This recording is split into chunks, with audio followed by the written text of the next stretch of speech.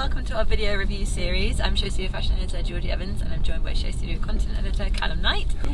We're going to be talking about Richard Quinn Spring Summer 20, one of the most hotly anticipated shows on the schedule.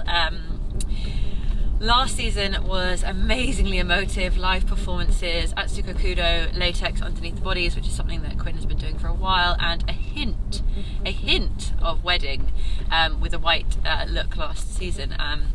This season we were told that a surprise was in store, lots of sneaky things happening, and that they did.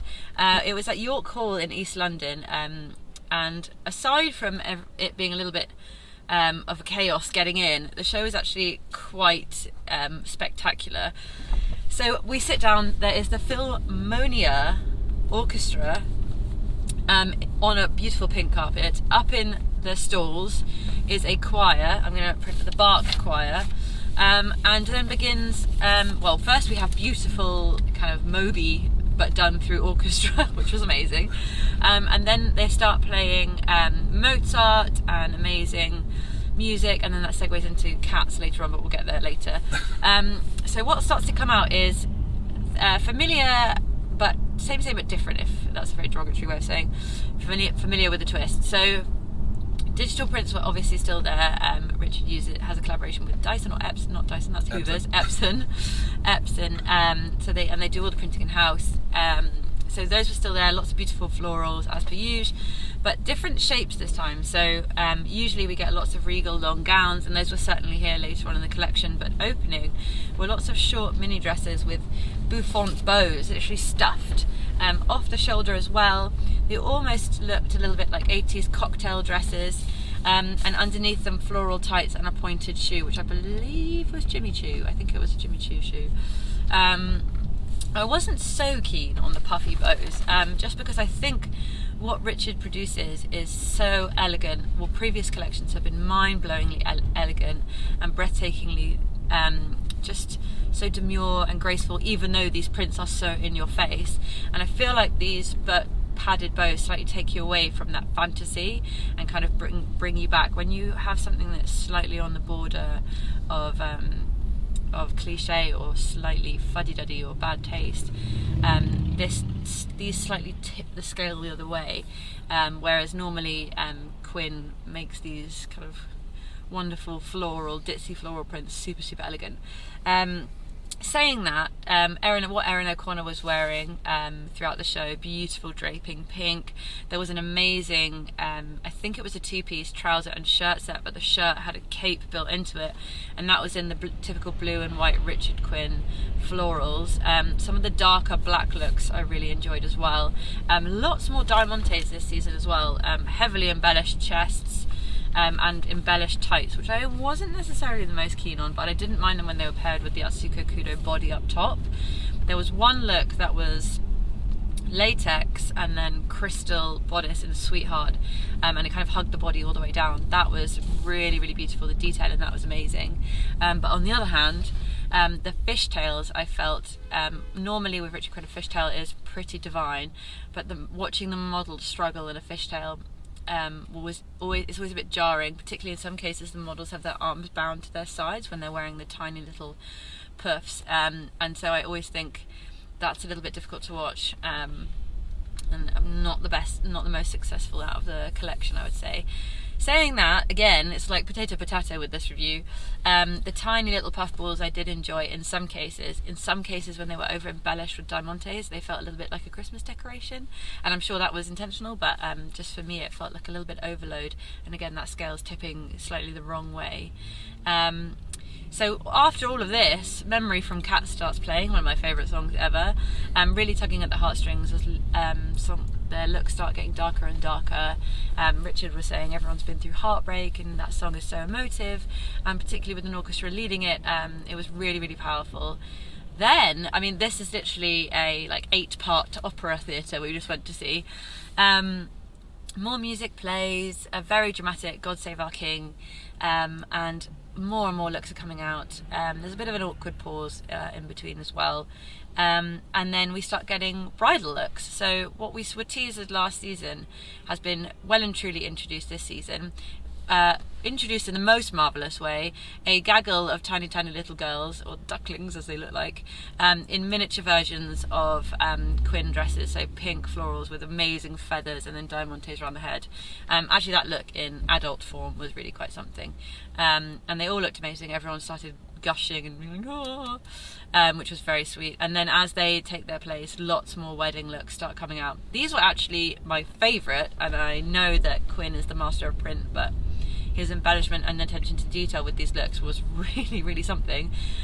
Also completely forgot to mention that a tableau is released behind the orchestra with all these amazing wedding gowns and everyone artfully laying in a kind of forest jungle scene. And then all the rest of the looks start coming out, and then it was just like something being pulled out of a hat, left, right and centre. It was a total Richard Quinn extravaganza, for better or for worse. I would say it was just so much that it kind of became almost a bit farcical at some point, but you kind of blinded by feather and glitz and glam, so it doesn't really matter how like kind of chaotic it was, but I think had I been enamoured with absolutely every look, I wouldn't have minded the chaos so much, but I think the chaos might have got in the way of everything. It was just so much. Talking to Richard, he was saying he really wanted to show what a small team can do, because he still gets new gen support, and there's a whole page just saying thank you to the BFC, to New Gen, to his family, to everything. And so this was just kind of a fantasy thank you, and showing that what you can do with such a small team and such a small kind of support system behind you. It almost felt like a two fingers up, like, guys, everyone step up your game, because I managed to get an orchestra, a choir, an entire wedding collection and another collection and 6 children out from this. So it was hugely impressive, but not as polished as I would have liked it. A few of the looks were fantastic, a few of the looks not so much. The Cheongsam inspired looks actually were a really welcome addition. I loved those, and they slightly had padding around the waist, which also makes me think a la Balenciaga, but I know we're not allowed to mention Quinn and Balenciaga in the same sentence.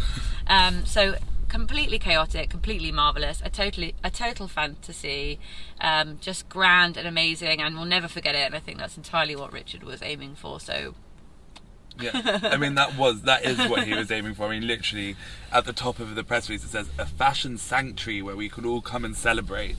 I think if you know, no one was leaving there just now thinking, I'm a bit bored. You know, that was insane. And yeah, I agree with your comments that some things were slightly rough around the edges, or, you know, needed one thing taking off or reconsidering some of the looks. But actually, again, in the press release, Richard's saying that he now has a list of private clients. So he's basically started a couture business. Yeah. And so for him, maybe this show is a time to create the fantasy, create a world, a way to give back. And then it sets in motion. The clients have come, they've also seen that, they come back and they're like, okay, well, maybe let's take off this Swarovski, or maybe let's, you know, do 2 feathers, not a whole, you know, like there's a relationship there. Yeah, yeah. And if that's the brand he's trying to build, more power to him, because why not create more beautiful things in the world? Yeah. And then go back and refine that for your client. He also says he has a whole list of production notes, which is obviously becoming a huge thing with the sustainability talk, saying that he only produces what is ordered, and instead of, because he doesn't send his fabrics away, they're made in house with his printers, he can control by the centimetre that there's no waste. Yeah. And that hugely alters kind of his reasons for why, you know, how he's allowed to do it and produce his own fabrics, which I think is really important, is he has this total control. So whilst some people might say, oh, but, you know, there was bits that were missing or not as great as last season, I think actually this was just this extravaganza for him. And there'll be a few, you know, the big printed coats and dresses that Anna Della Russo and Thingy Porter. Billy Porter were wearing. They'll go into retail stores, and, you know, that he's presented his new kind of prints for the season. But then actually all of the extravagant looks will be refined with the client in mind, and that is it, and it's not really ours to comment on. Same with bridal. You know, that is what will happen with bridal. I mean, thinking about this through a couture lens, great couture show. Exactly. We do these things like that in Paris half the time. Fantastic couture show. So but there's one more thing I want to know, which again is from the press release. It's a very well worded and very sweetly written press release. Yes, it is. It's saying, you know, these clothes are made in Peckham, and I'm showing them in Bethnal Green. Again, what you were saying about the two middle fingers, it's like beauty can come from anywhere, and forget where you are. It's not about your location, it's not about your means, it's about what you can do within them. I know you were touching on that, but he really made a point of, as we sat down before we knew anything that was going on, we knew the location, like kind of, and it wasn't like all the adversity, but it was just like, just remember, you know, just know that this came from there, but we're not talking about, you know, we're not thinking about that. We want you to be in a completely new sphere to consider these clothes. Absolutely. I think he's definitely pushing everyone to kind of open the lens, think about what they can create with what little they have. Because he was talking to us about cheap carpet and bits and bobs like that backstage, and I was like, well, the mirage is now broken. Anyway, so a brilliant, catastrophically chaotic, wonderful, amazing show. Please do let us know what you think in the comments below. Like, comment, subscribe. We're a little fan, and make sure to visit Show Studio so you can see this amazing show and the performances alongside our review. We'll see you soon.